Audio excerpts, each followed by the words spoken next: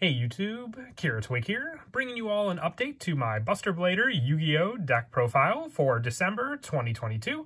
I've been wanting to update the Buster Blader deck for a good while now, and I figured I'd get around to it. We've had so many cards off and on the ban list for the Buster Blader deck. The whelps have definitely taken a hit for cards like Union Carrier, but the card is a thing of the past, and I've updated the deck every so often with other cards, but I'm very happy with the results of the updates I've done to it now, focusing solely on being able to use the pure playstyle of Buster Blader along with some of the other cards to control when your opponent has dragon monsters on the field to let loose with your fusion monster against them. It really gave me some nostalgia for the earlier Duel Links times when this deck was a pretty scary one to go up against just with its fusion plays, and that's what I wanted to go for with this deck for the actual TCG as well. So let's go ahead and get started with the deck profile. So for the main deck monsters, we're running 2 Buster Blader. I really feel that's all you really need in the deck. You could even, almost stretch 1 of this card. It's just so searchable and recyclable for some of the other cards. But I find 2 was fine just for the fact that if your opponent does manage to banish this card, whether with Call by the Grave or even with DD Crow, you really are stuck for some of the other plays in the deck. So 2 is a safe number to go with. 3 just seems kind of like a dead draw to rely on. So I was happy with the results of 2 in the deck. Same with Buster Blader, the Destruction Swordsman. This card's name becomes Buster Blader while it's on the field or in the graveyard. If a monster your opponent controls is destroyed by battle or card effect and sent to the graveyard, you can target one of those destroyed monsters, equip it to this card, and once per turn you can send one monster card you control that is equipped to this card to the graveyard to destroy all monsters your opponent controls of the same type as that monster. So making your opponent's monsters dragon is all the better for your Buster Whelps that you'll equip on to your Buster Blader monsters. Now I did say that, without this card you are kind of in the water without any other play. Buster Blader, the Destruction Swordsman, does help with that, but it also only counts as Buster Blader while on the field or in the graveyard. So for some of the cards that can special summon Buster Blader from your hand, you really are locked into just having that one go-to Buster Blader for that play. But still, you only really need 2 copies of this card. For the whelps, one of the best ones in the deck is Buster Whelp of the Destruction Swordsman. When this card is normal summon, you can add 1 Destruction Sword card from your deck to your hand, except for Buster Whelp, the Destruction Swordsman. You can only use one of the following effects of Buster Whelp, the Destruction Swordsman, once per turn, and only once that turn. You contribute this card to special summon 1 Buster Blader from your hand or graveyard, or if this card is in your graveyard and you control Buster Blader, you can discard 1 Destruction Sword card and special summon this card. So the Destruction Sword option can search out either your Dragon Buster Destruction Sword, or you can even go for your go-to fusion spell, which is Destruction Swordsman Fusion, the main way to get out your go-to boss monster into the deck, Buster Blader, the Dragon Destroyer Swordsman. And this is just that search that I spoke of and the setup to get just Buster Blader on the field, which we kind of glossed over the fact that Buster Blader also gains 500 attack for each dragon monster your opponent controls and in their graveyard. But that's a pretty well-known card effect for Buster Blader to begin with. I also run 3 copies of Dragon Buster Destruction Sword for the fact that this card can lock your opponent out of the extra deck is extremely scary. You can target 1 Buster Blader you control, equip this monster from your hand to your side of the field to that target, and while this card is equipped to a monster, your opponent cannot special summon monsters from the extra deck. While this card is equipped to a monster, you can special summon this equipped card. You can only use this effect of Dragon Buster Destruction Sword once per turn. So locking your opponent out of the extra deck is extremely scary, just for the fact that they really won't be able to do much else if they don't rely on other cards in their main deck to get rid of this card in the spell and trap card zone. If they're solely relied on the extra deck, then you pretty much lock them out of any plays they can try to do thanks to this card.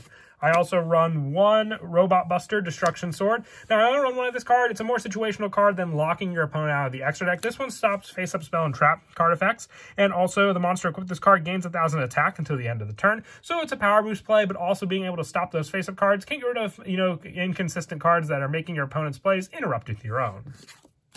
Now, one of the link monsters that we run in the extra deck is Protector Whelp of the Destruction Sword. It just needs 2 monsters to make it, so to easily summon out this link monster, which also gives you access when it's link summoned to send a Destruction Sword card from your deck to the graveyard, we are running monsters that can just easily special summon out onto the field. So 3 copies of Tenyi Spirit Adhara. If you control no effect monsters, you can special summon this card from your hand. It's really just used for that effect, so being able just to special summon this card as a resource on the field for your summon means you can have this, and then just 1 normal normal summoned whelp monster on the field to go into your Link 2 monster. I also run 3 copies of Jester Convent. I find that this and Adhara are just good enough to have to work with your whelp monsters on the field. If you only control one of this card, and you can special summon this card from your hand in attack position. So you can go for the special summon of Adhara, go for the special summon of Jester Convent, and you still have your normal summon ready to use for some of your other cards, like your go-to being Buster Whelp, the Destruction Swordsman. And then the last of the monsters for the main deck is just 3 Ash Blossom, just a hand trap to use for the additional monster spot. There's really not that many Buster Blader monsters, so having this just as an added option, it was my preference over Infinite Impermanence, since we do run a good number of trap cards in the deck also. Moving on now to the spells, I'm running 1 copy of Destruction Swordsman Fusion. You only need 1 copy of this card. There's the risk that it could be banished, like I said, with DD Crow. It rarely happens for the main deck option. The biggest fear would be that you would take away from your Buster Blader and not have another card to go into. But with this, if they take away your Fusion play, you still have Link Summon and Synchro Summon in the deck to rely on if you don't have this card. Before that, you Fusion Summon 1 Fusion monster that lists Buster Blader as a material from your extra deck using monsters from your hand or either side of the field as fusion material. If this card is in your graveyard, you can send 1 card from your hand to the graveyard to add this card to your hand. So with the sending of this card off of the Link monster, that's your main go-to search, being able to send it off the Link monster and then add it back to your hand by just sending another card from your hand. That you have your search ready to go for your fusion plays. I also run 3 Where Art Thou. Now with the special summons you have, you could have Where Art Thou, get your 2 special summons for your 2 needed cards, since you just have to control a level 1 monster. So even if you just special summoned out Adhara and Jester Convent, you can activate Where Art Thou, add your Buster Whelp to your hand, and then have your normal summon right there. You won't take any burn damage thanks to the Where Art Thou, since you properly normal summoned it out. And then for the other one-ofs for these spells, I run 1 Foolish Burial, more graveyard setup for your cards like Buster Blader or any of the Whelps. Reasoning, just because it is a risk for your opponent to guess with this card. They can call 7 or any of the levels for your level 1 monsters, so it's a 50-50 chance with this card on what they'll call correctly. Also 1 for 1 just for more special summoning of your whelps onto the field, and Monster Reborn to get you a resource, mostly one of your boss monsters, back onto the field to use against your opponent or even just to go for the fusion play.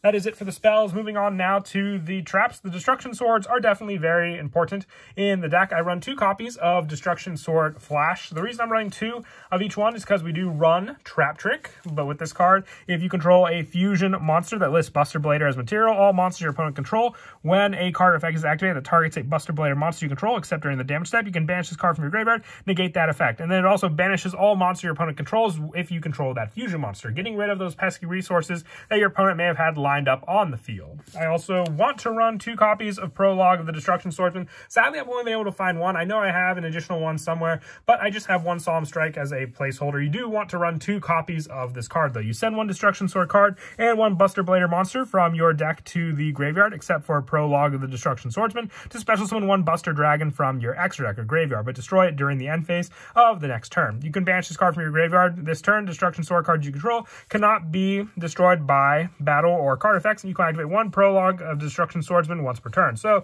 that is your go-to synchro monster. Having an access with a trap card to a synchro monster to summon out into the field is definitely a scary play to use, since it also makes it so all your opponent's monsters you control become dragons, setting it up for your fusion monster to then take out those monsters. I also want to run 2 copies of Destruction Sword Memories. Same premise with the Prologue, just not having the 1, so a Solemn Strike placeholder. You discard 1 Destruction Sword card, special summon 1 Buster Blader monster from your deck, and you can banish this card from your graveyard to fusion summon 1 Buster Blader the Dragon Destroyer from your extra deck by banishing fusion material listed in it in your graveyard. So this is another way to use the spell, and another reason why I'm only running 1 copy of this card. So you have another way to fusion summon thanks to this card in the deck. I also run the 3 Trap Trick with the 3 different traps we're running 2 copies of each one, means you can banish the one, set the other, and be ready to activate it when you need it, and then have the other Trap Tricks ready to go for any of the other traps you run. I really feel you only need 2 copies of each for that banish cost for Trap Trick to use. And then the last of the traps in the deck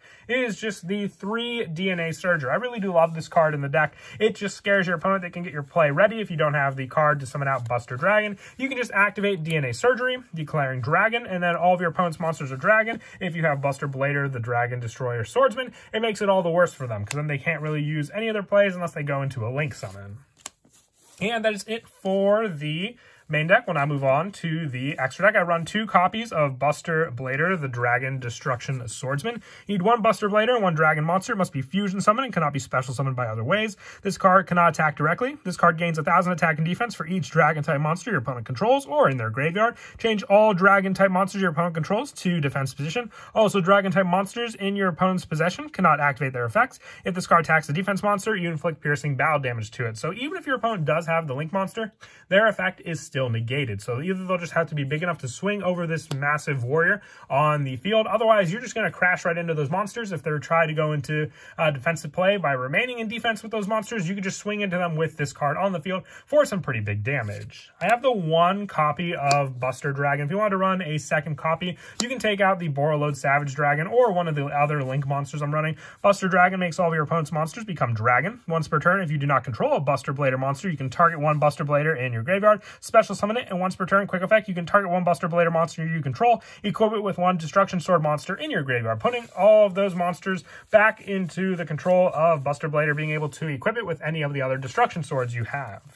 For the Link monsters, I run 2 copies of Protector Whelp of the Destruction Sword. It just needs 2 monsters for its Link summon. If this card is Link summon, you can send 1 Destruction Sword card from your deck to the graveyard. Then you can special summon 1 Buster Blader monster from your hand. And at the end of the battle phase, if your opponent controls no monsters, you can, at the end of that battle phase, target 1 Buster Blader monster you control. It did not declare an attack this turn, and inflict damage to your opponent equal to that monster's attack. You can only use each effect of Protector Whelp once per turn. This card sets up the entire deck. It's just that important to use. Needing 2 monsters gets you your spell set up. It gets you a Buster Blader setup, which you can then also use for that search and set up in the deck. It just does everything that you need for your plays. It gives you a Buster Blader damage if the card did not attack. You really just want to try and make this card as quickly as you can in this deck to rely on. And I also run 1 Link Kariba with all the level 1 monsters we're running, 1 Underclock Taker, 1 Heretic Seal of Heavenly Spheres, 1 Nightmare Phoenix, 1 Cross Sheep, and 1 Lena the Light Charmer, along with 1 Relinquished Anima for the other level 1 plays. I also run 1 Apollosa and 1 Boral Sword. If you want to put a Nightmare Unicorn in, you could take out one of these spots for it. You don't go into Link 4s or Link 3s even that much. You just go for mostly the Buster Whelp play and then any of the Buster Blader Fusion or Synchro plays that you can use to set up the fact that your opponent will have dragon monsters and have to make use with them on the field.